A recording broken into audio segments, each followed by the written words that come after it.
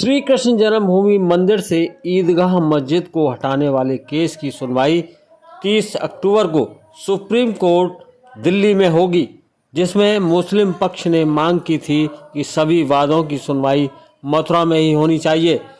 इस मुकदमे में पैरवी के लिए श्री कृष्ण जन्मभूमि संघर्ष न्यास के अध्यक्ष दिनेश शर्मा सुनवाई के लिए नंगे पैर दिल्ली जाएंगे।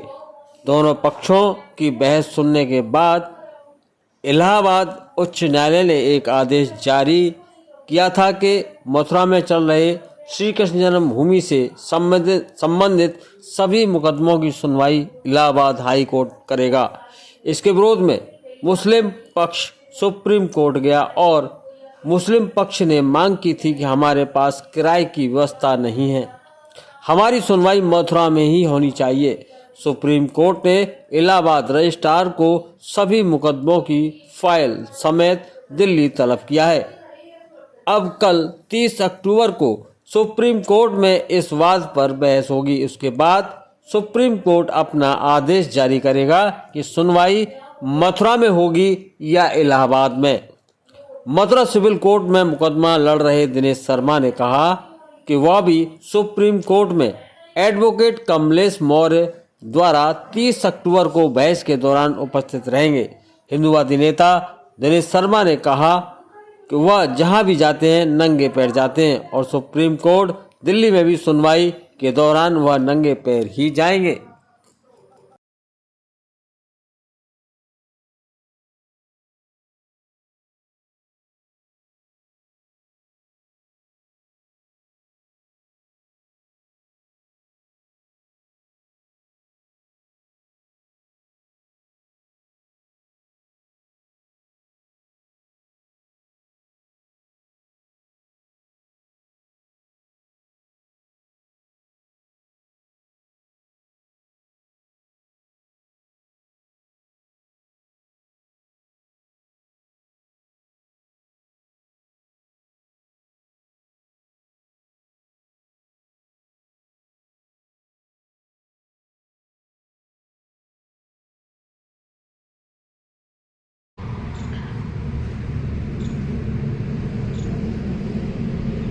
मथुरा न्यायालय में भगवान श्री कृष्ण जन्मभूमि मंदिर से शाही ईदगाह मस्जिद को हटाने वाले लगभग 1 दर्जन से अधिक मुकदमे चल रहे हैं। उन मुकदमों की सुनवाई चल रही थी सिविल कोर्ट में।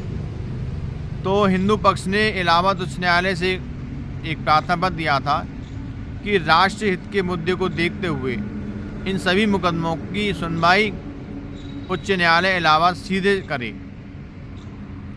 तो उस पर मुस्लिम पक्ष और हिंदू पक्ष के अधिवक्ताओं के मध्य में बहस हुई न्यायालय में। तो न्यायालय ने एक आदेश जारी किया था कि मथुरा में जितने भी श्री कृष्ण जन्मभूमि से संबंध में मुकदमे चल रहे हैं उन सभी की सुनवाई अब इलाहाबाद उच्च न्यायालय करेगा। इस पर मुस्लिम पक्ष इस आदेश के खिलाफ सुप्रीम कोर्ट गया और मुस्लिम पक्ष ने सुप्रीम कोर्ट में मांग की कि हमारे केसों की सुनवाई मथुरा कोर्ट में ही चली दी जाए, क्योंकि मुस्लिम पक्ष ने कहा था कि हमारे पास किराया भाड़ा नहीं है, हम इलाहाबाद नहीं जा सकते, लिहाजा मथुरा में ही सुनवाई हो। मुस्लिम पक्ष चाहता है कि मामले को लोअर कोर्ट में ही अटकाना, क्योंकि मुस्लिम पक्ष के पास कोई भी प्राचीन साक्ष्य नहीं है जिससे वो ये साबित कर सके कि यहाँ पहले ईदगाह मस्जिद थी। मुस्लिम पक्ष के पास तो बिजली का बिल भी नहीं है जो ये दिखा सके। वो तो बिजली भी चोरी करके जलाते हैं। हमने जब बिजली की शिकायत की थी तो बिजली चोरी पकड़ी गई और मुस्लिम पक्ष पर ईदगाह कमेटी पर 3 लाख का जुर्माना हुआ था।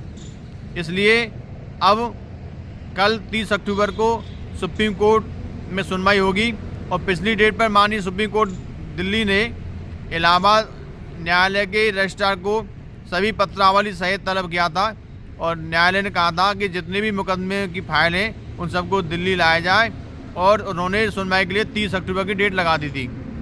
अब 30 अक्टूबर को कल हम भी दिल्ली जाएंगे और नंगे पैर ही जाएंगे, क्योंकि हमने भी संकल्प लिया था कि जब तक मथुरा से औरंगजेब के पाप की निशानी ईदगाह मस्जिद नहीं हटेगी तब तक हम भी नंगे पैर रहेंगे, क्योंकि हम उस केस में मुख्यवादी हैं।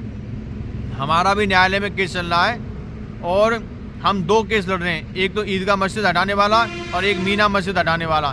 तो हम कल नंगे पैर सुप्रीम कोर्ट जाएंगे और जो भी माननीय न्यायालय आदेश करेगा उसका पालन करेंगे। कल माननीय न्यायालय दोनों पक्षों को सुनेंगे और सुनने के बाद वो ये भी आदेश दे सकते हैं कि सुनवाई मथुरा में हो या इलाहाबाद में हो। माननीय न्यायालय इस बात पर भी विचार कर सकता है कि सुनवाई दिल्ली सुप्रीम कोर्ट में हो, क्योंकि दिल्ली भी मथुरा से पास पड़ता है। यदि दिल्ली सुनवाई होगी तो ब्रजवासियों को और हम लोगों को सभी को खुशी होगी।